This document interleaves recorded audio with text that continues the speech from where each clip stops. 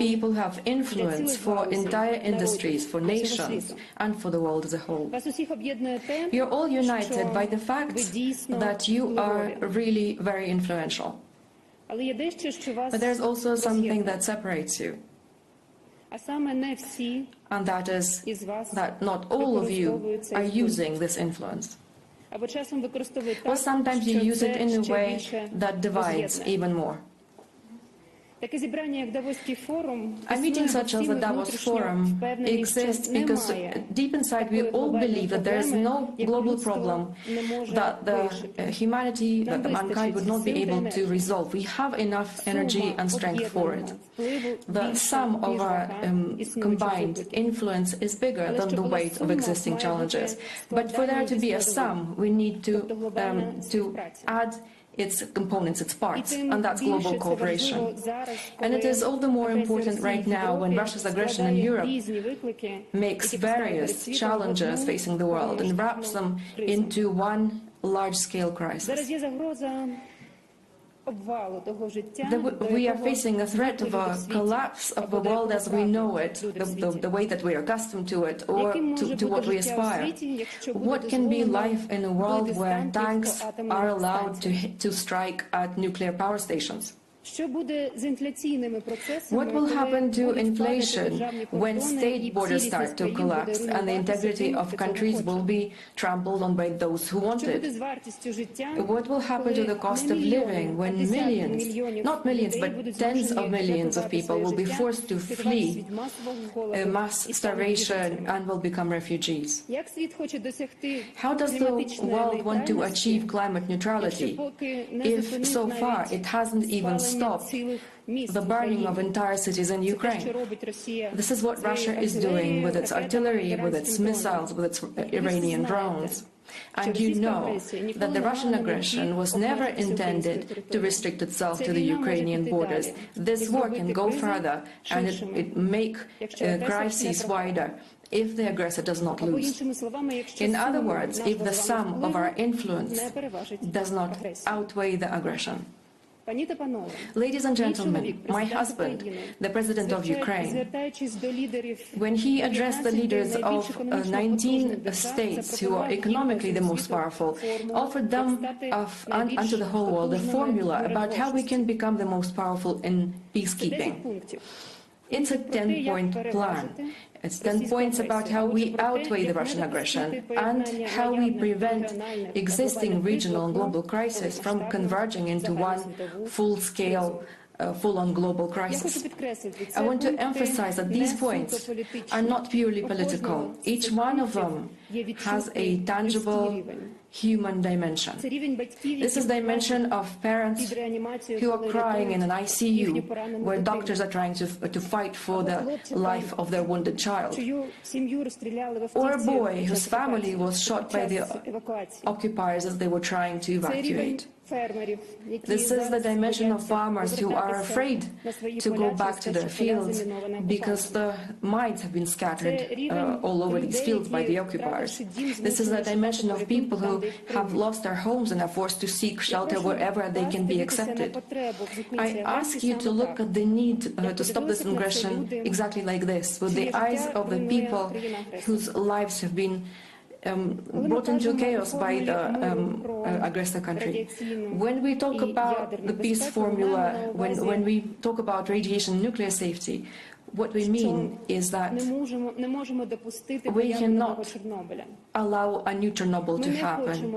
We do not want children somewhere in the world to be forced to learn how to protect themselves from radiation disease. When in the peace formula we talk about food security, what we mean is that there's a right to food that every human being has, and it's an insult for mankind and for human nature itself that in the 21st century it is possible for us to have mass starvation. Simply because there's a targeted aggression of some country. When we talk about energy security, we mean that no child in the world should have to do their homework by candlelight, like children in Ukraine are doing, that no doctor would have to perform surgeries in the light of flashlights, as recently in Kyiv and Lviv. For me, the most painful point of the formula is the release of all the prisoners and deportees. These thousands upon thousands of Ukrainians who have been deported to Russia and who are being lied to that no one is going to help them. They're not the only ones being tortured. Their families are also tortured by uncertainty.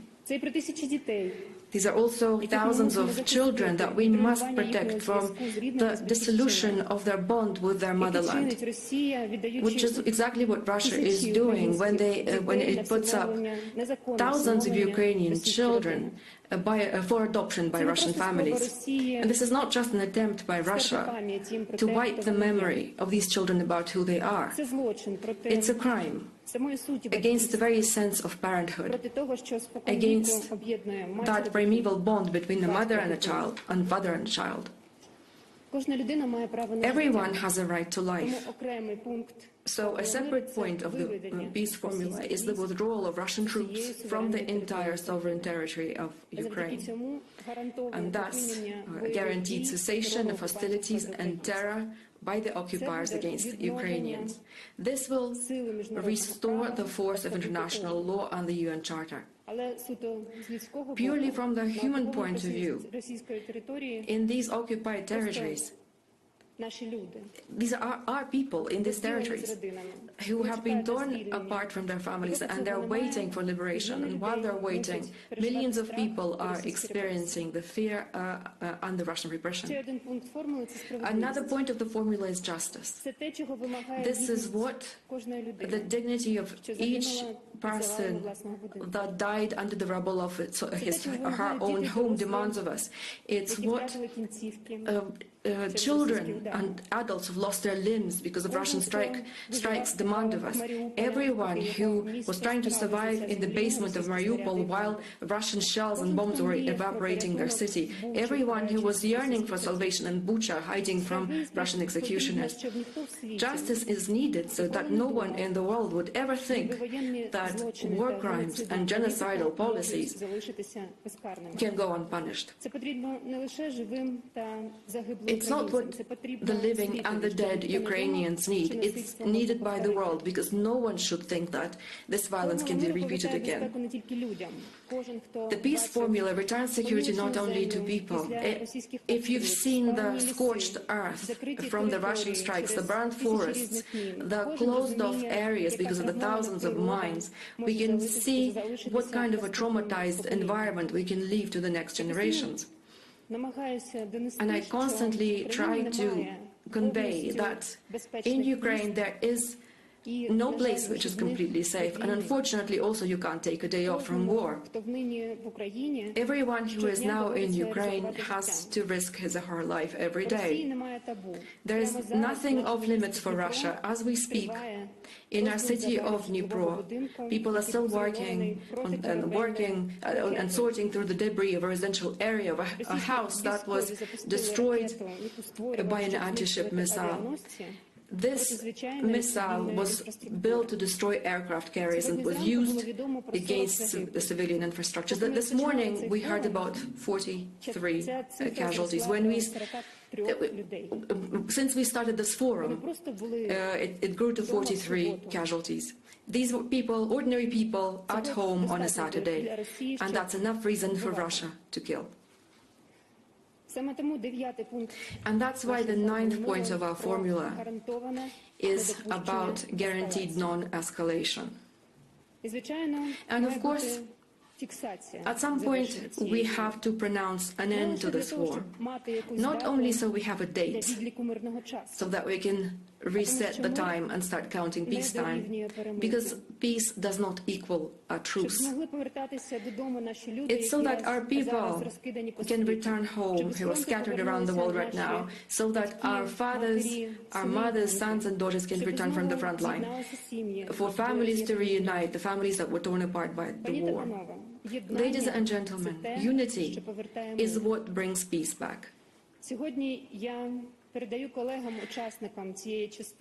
today I would like to hand over to my colleagues, my counterparts of the forum, letters from the President of Ukraine to Mr. Alain Berset, the President of the Swiss Confederation, to Mrs.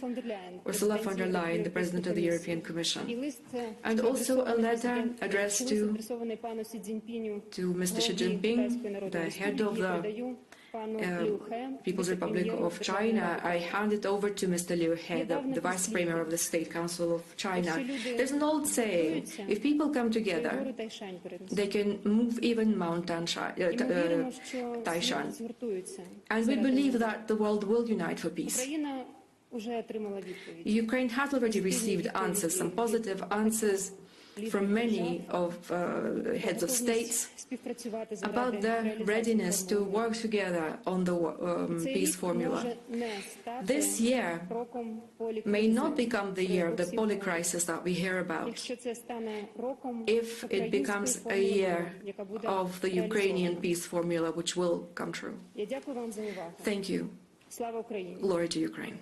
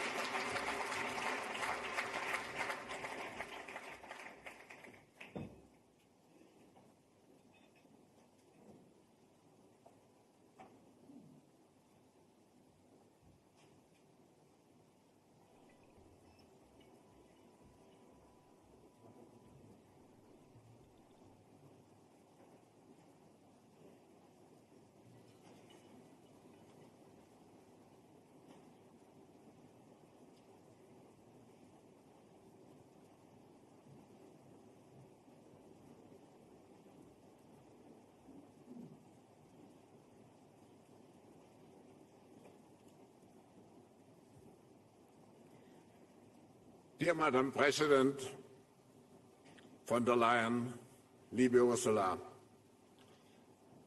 at a time in history, as we have seen also in the speech of the First Lady, at a time in history during which unprecedented, unimaginable challenges demand exceptional leaders, it is a deep honor to have you with us to present your vision for the future of Europe and Europe's role in the world.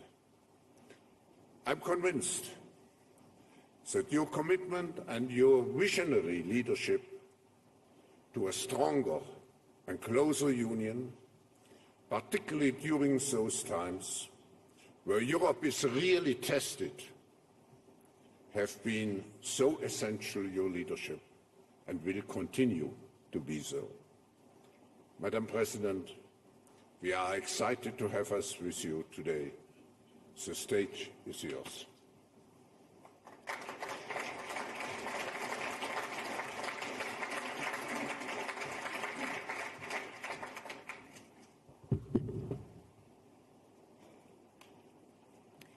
Your Royal Highnesses, Excellencies, ladies and gentlemen, lieber Klaus, my dearest Olena, for almost 1 year now, Ukraine has stunned the world.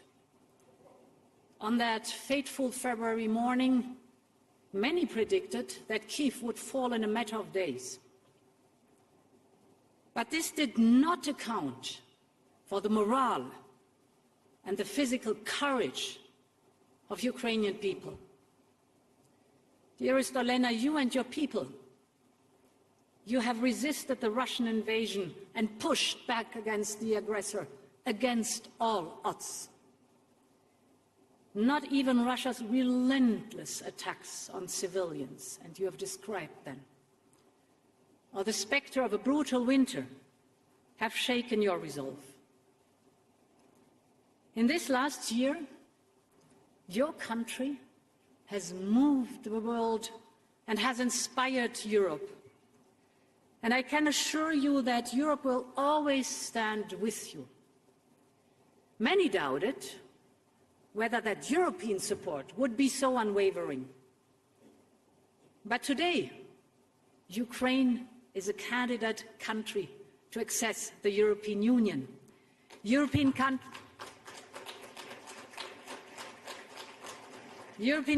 are providing more and more critical weapons to Ukraine. We're hosting around 4 million Ukrainians in our cities, our homes and our schools. And we have put in place the strongest sanctions ever, which leave the Russian economy facing a decade of regression and its industry starved of any modern and critical technologies. There will be no impunity for these Russian crimes.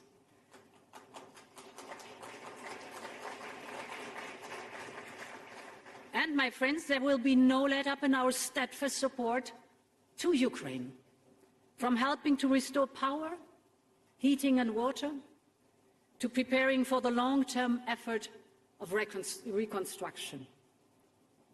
And to reaffirm that support, we announced yesterday that the Commission is delivering 3 billion euros of financial support.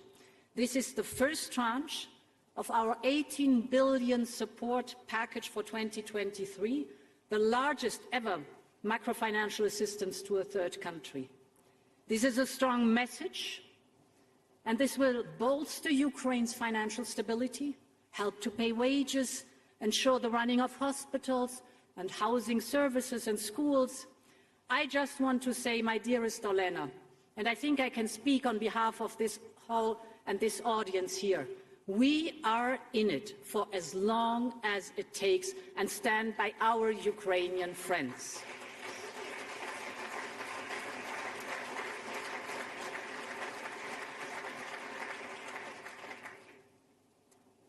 And Europe's reaction to the war is the latest example in how our union has pulled together when it matters the most.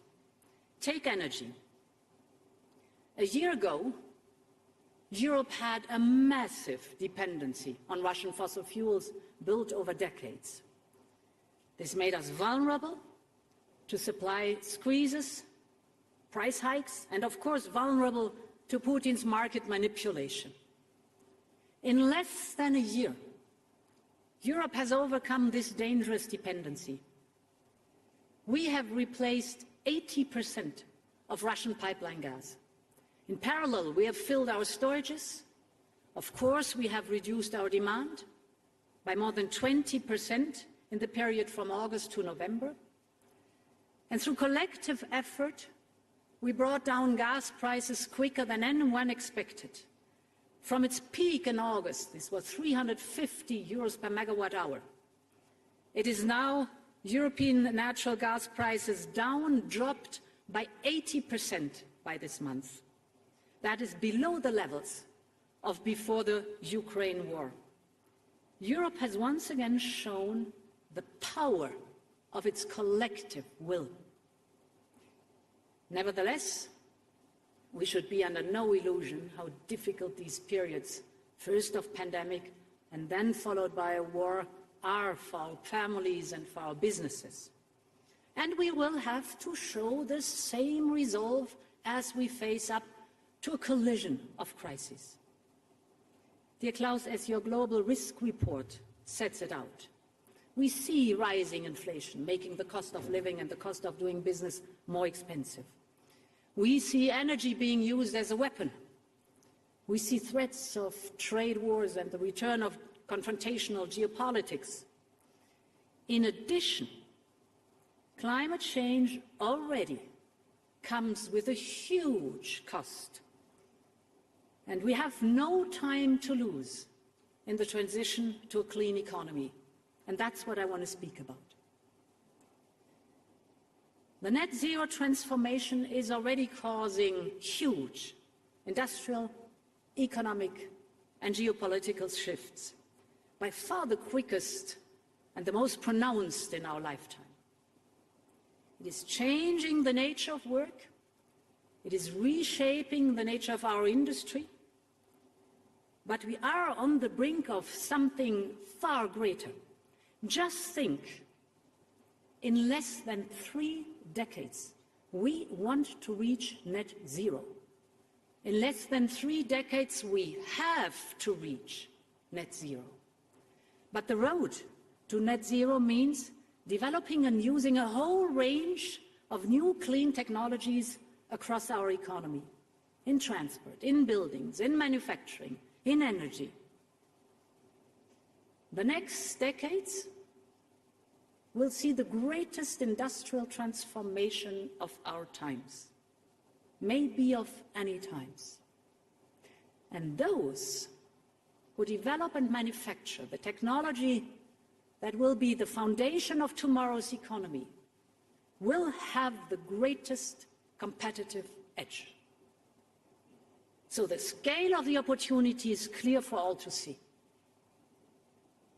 The International Energy Agency estimates that the market for mass-manufactured clean energy tech will be worth around $650 billion a year by 2030, more than triple today's levels.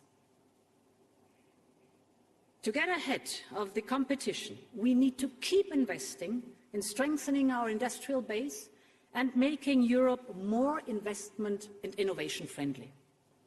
And that is what investors are looking closely at in the different markets for clean tech. Here in Europe, we moved first with the European Green Deal to set the path to climate neutrality by 2050. We have cast our net zero target into law to provide the predictability and the transparency business needs. We followed up with our investment firepower of Next Generation EU, that is our 800 billion investment plan, the Just Transition Fund and other instruments across the economy. This is unprecedented investment in clean technology across all sectors of the green transition. Clean tech is now the fastest growing investment sector in Europe, doubling its value between 2020 and 2021 alone. And the good news for the planet is that other major economies are also now stepping up. Japan's green transformation plan aims to help raise up to 20 trillion yen, around 140 billion euros, through green transition bonds. India has put forward a production-linked incentive scheme to enhance their competitiveness in sectors like solar photovoltaics and batteries.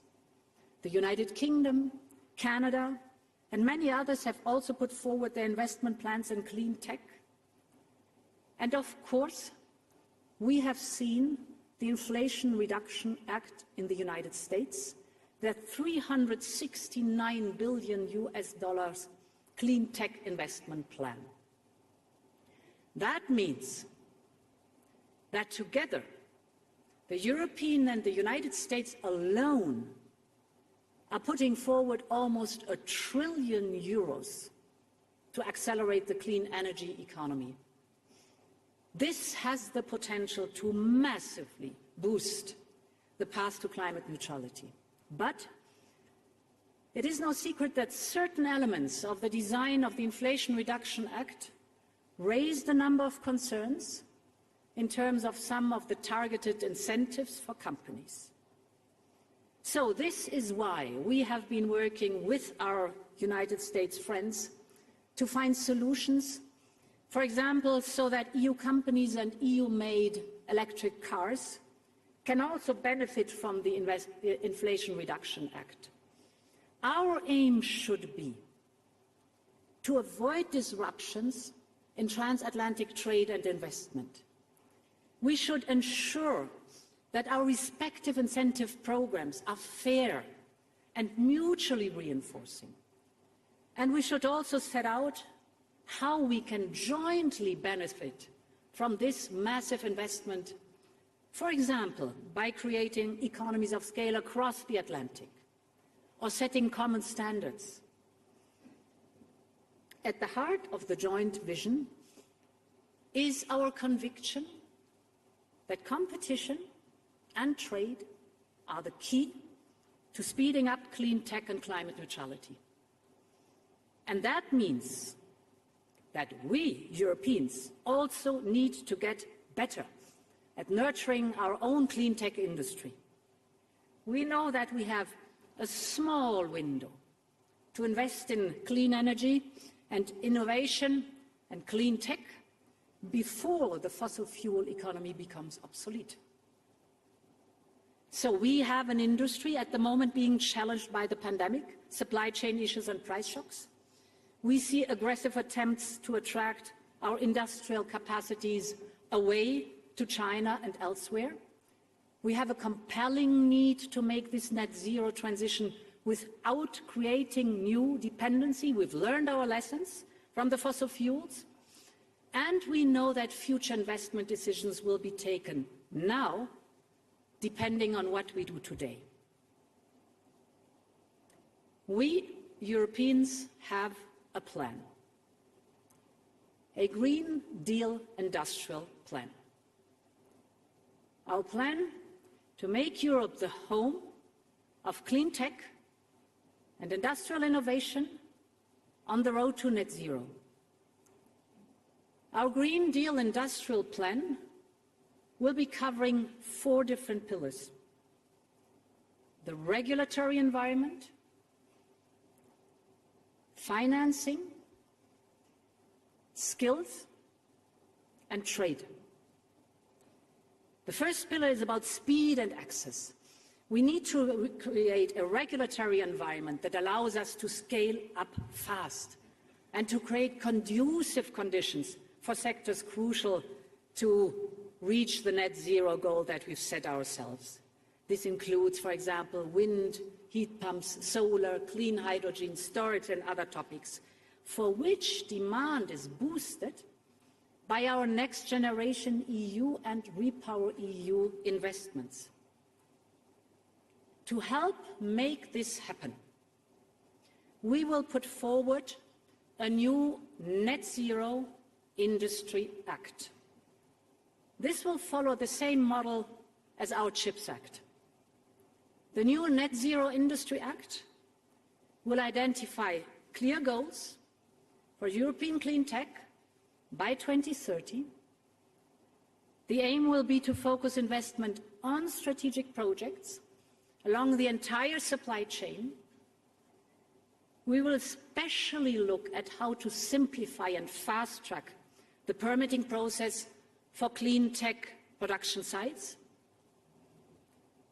In parallel to this Net Zero Industry Act, we will reflect on how to make important projects of common European interest, the famous IPCEIs, faster to process, easier to fund, simpler to access for small and medium enterprises and for all our member states. The Net Zero Industry Act will go hand in hand with the critical Raw Materials Act. For rare earths, which are vital for manufacturing key technologies like wind power generation, hydrogen storage, you name it. Europe is today 98% dependent on one country, China. Or take lithium, with just 3 countries accounting for more than 90% of the lithium production, the entire supply chain has become incredibly tight.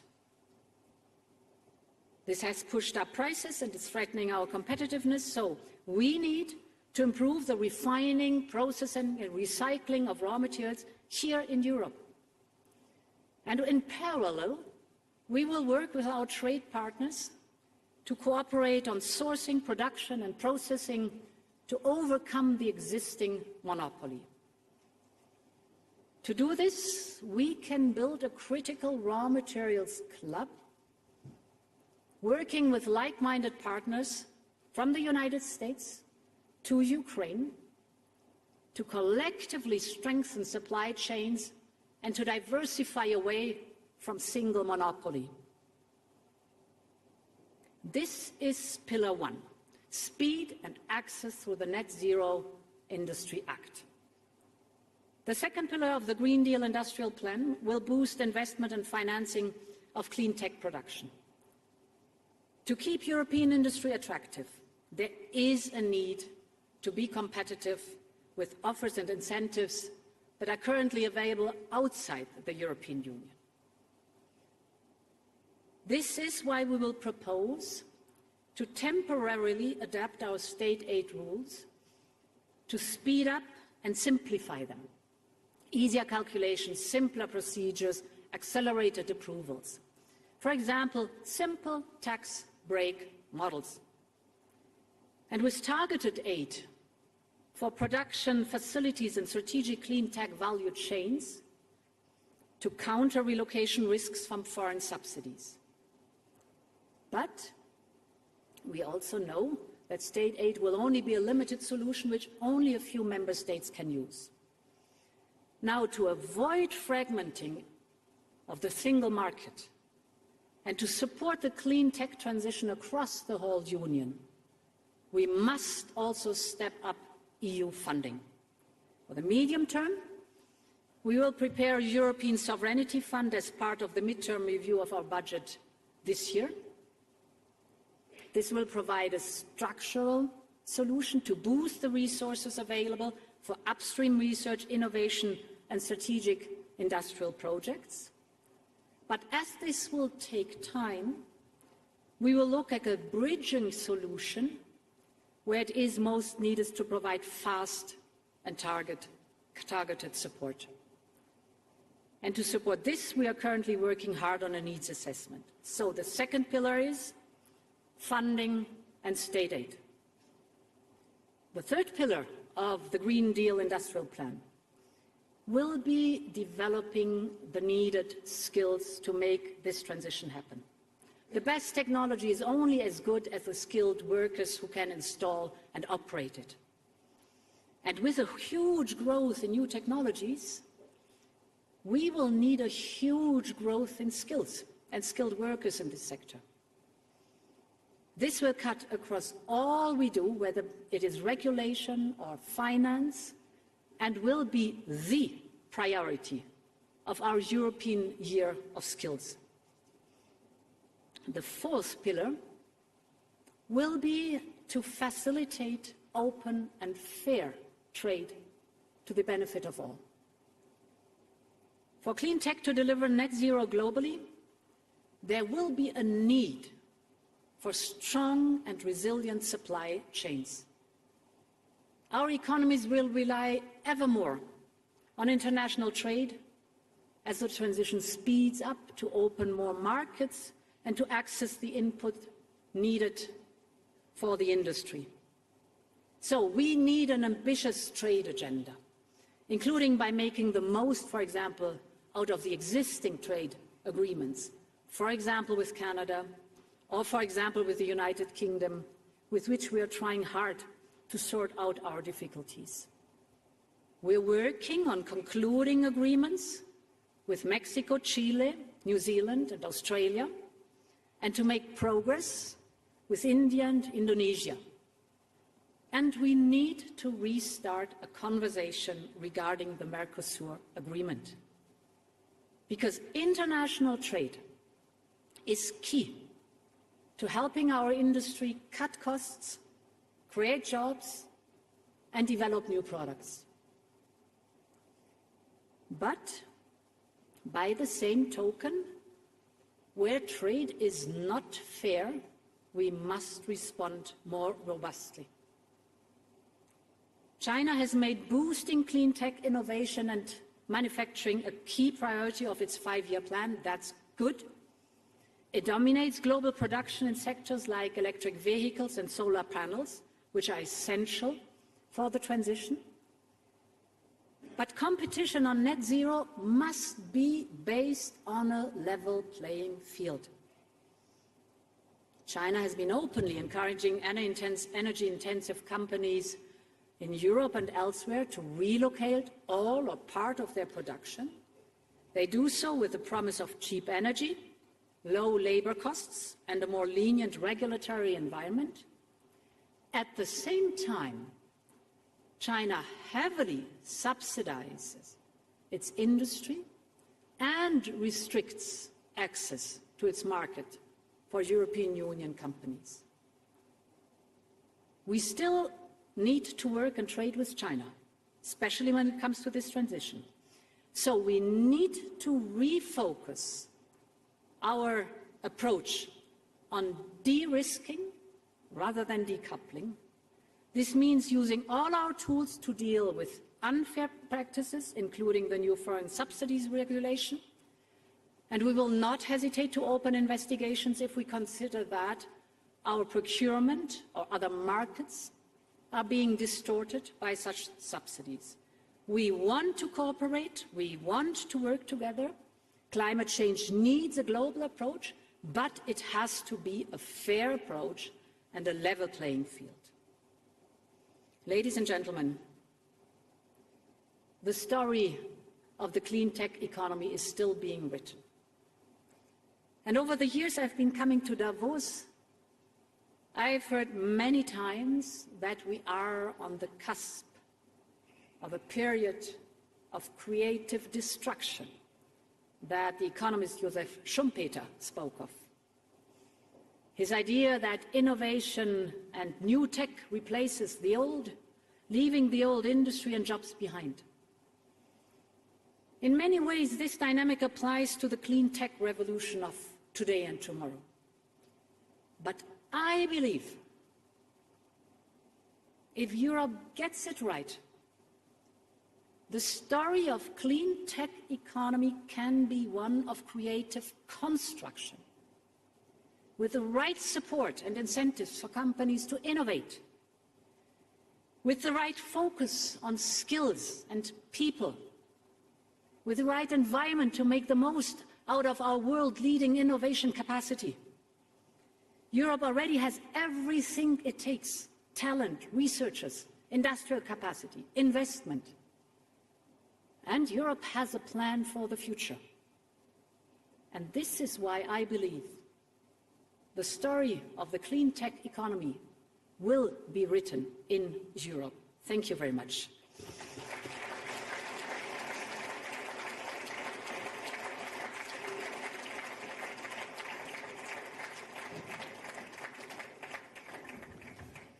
Thank you very much, Madam President, for this clear, comprehensive, upbeat and future-oriented vision which you laid out for Europe.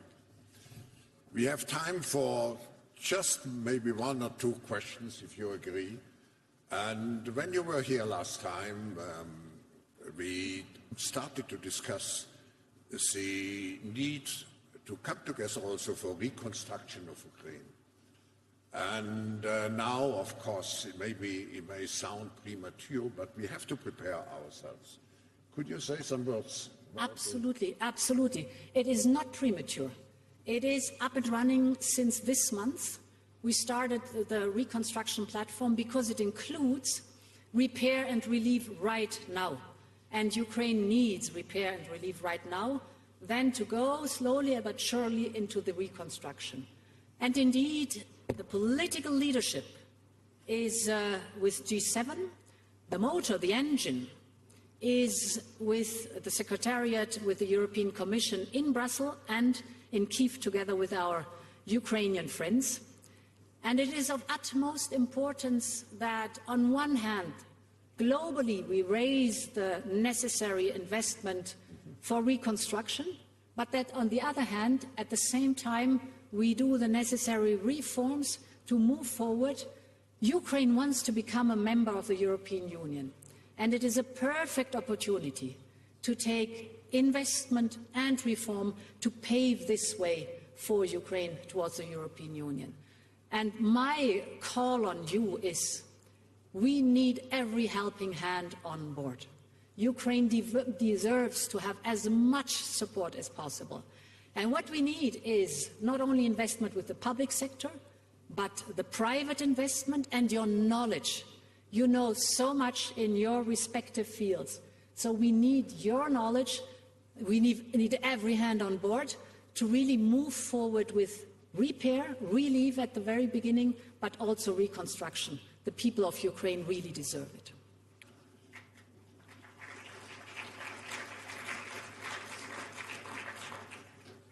Ursula, you have laid out the revitalization efforts for Europe.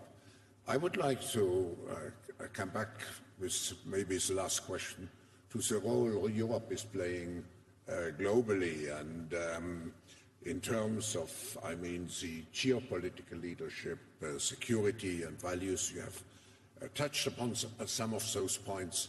But I know in addition to all your different initiatives, there is the Global Gateway initiative. I think since it concerns many of the partners of Europe, maybe you would like to say something about it. Global Gateway is our 300 billion investment plan for infrastructure abroad for the next 5 years.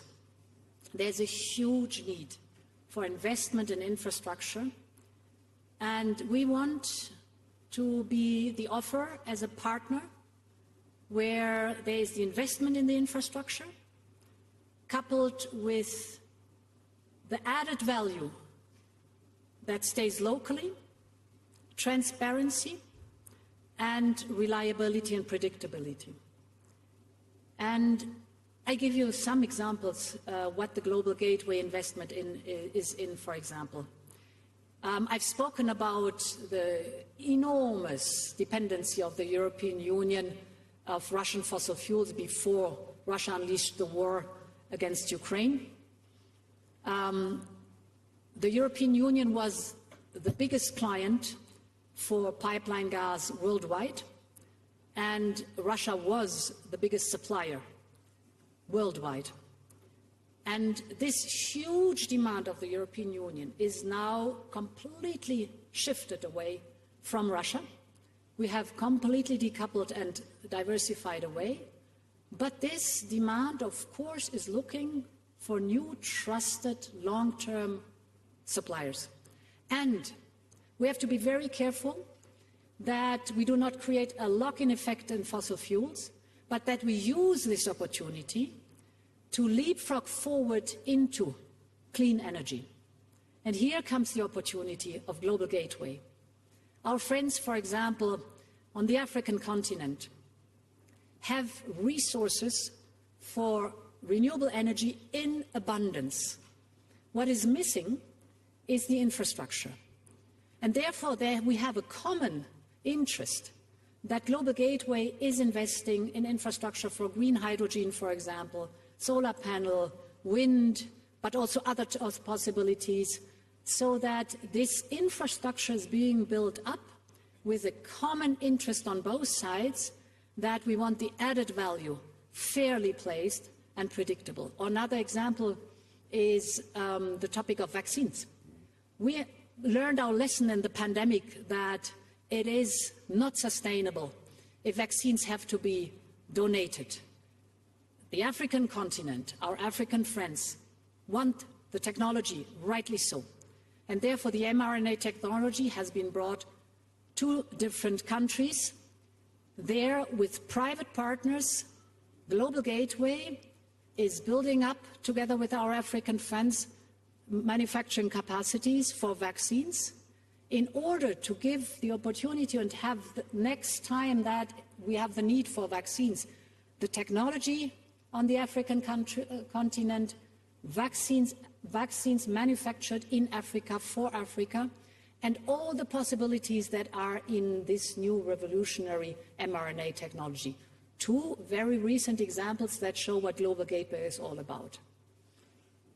Madam President, in the beginning, and I just said we want to have here at this meeting a let's do it attitude, and we have the capabilities. I think your speech this morning provided the best example of the let's do forward-looking attitude, and we have to be also clear that we have to do the necessary investments. I just want to highlight one point. the necessary investments into the skills which we need in the future. So we wish you all a very good, how should I say, progress in all those visionary initiatives. And thank you again for joining us this morning. Thank you. Thank you.